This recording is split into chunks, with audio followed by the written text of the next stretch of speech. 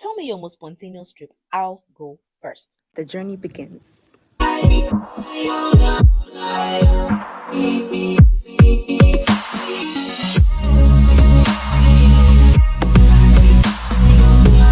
Togo is so close to Ghana that I can't believe people don't go there more often.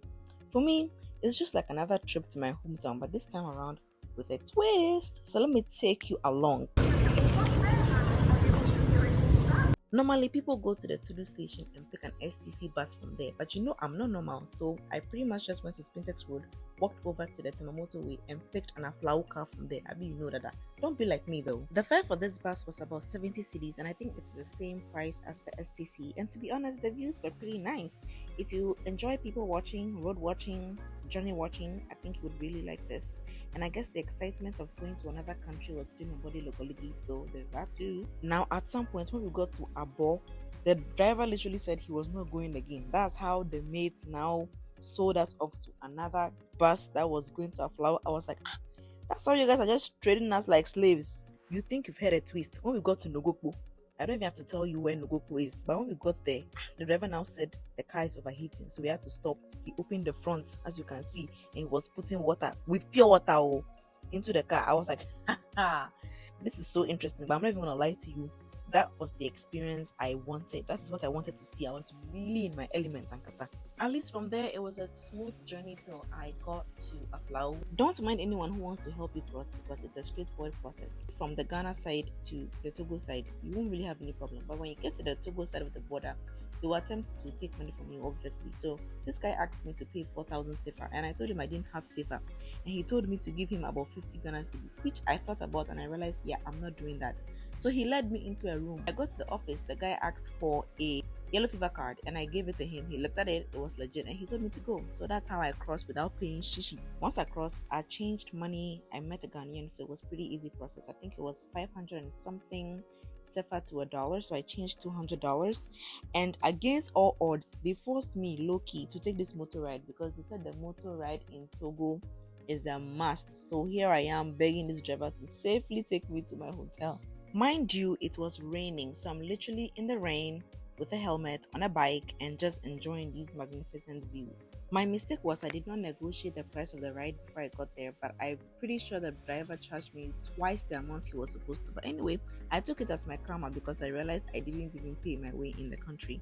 Checking in was pretty easy. Even though French is mostly spoken, you will find people at the hotel obviously who speak English, and I went for a walk where literally everyone speaks either Ewe or French. I had a long day and I just had dinner at the hotel, and I honestly loved it. Le poulet était délicieux.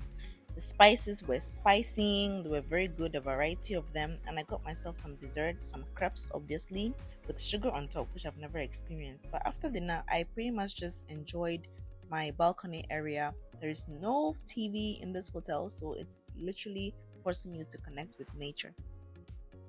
Next day, I decided to order some room service. There's a menu that they keep in the room for you, so pretty much just texted them on their WhatsApp number.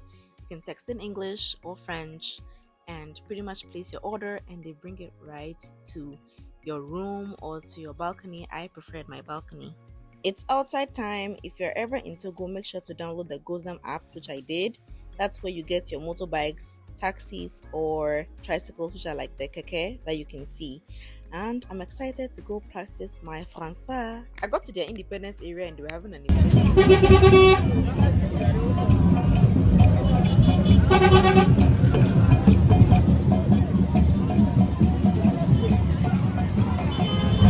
From there, I gozammed this tricycle and then I went to the Asigame market.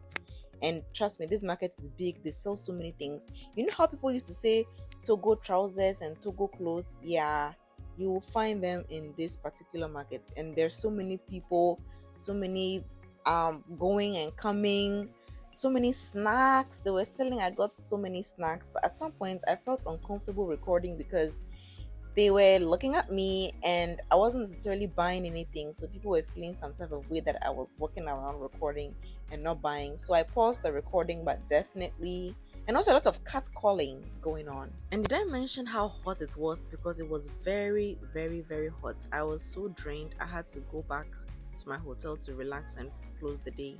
I used this Burkina like drink I got from the market to cool myself down. Afterwards, I said, let me go and enjoy the beach because why not?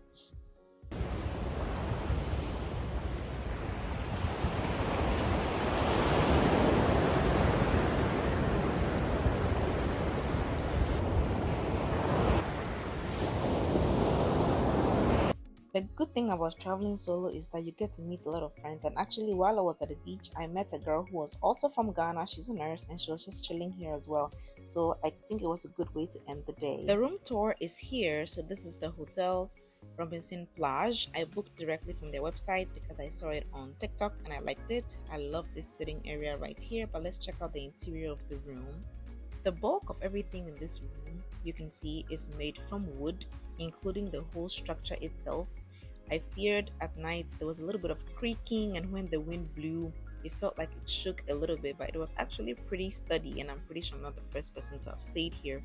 But this is the bathroom area. I liked the fact that the water got warm very quickly. Not that you need warm water here anyway, the weather was pretty hot, but it was clean. And even though there was no TV, it was a pretty exciting place to be because, as you can see, the views are immaculate. You literally open the curtain and you're looking at the blue sea. So I was definitely a fan.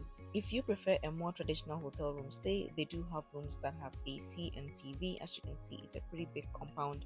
And as I mentioned on the first day I got here, they do have restaurants on site and they offer room service as well. The total cost of the room was 50,000 sefa or 76 euros.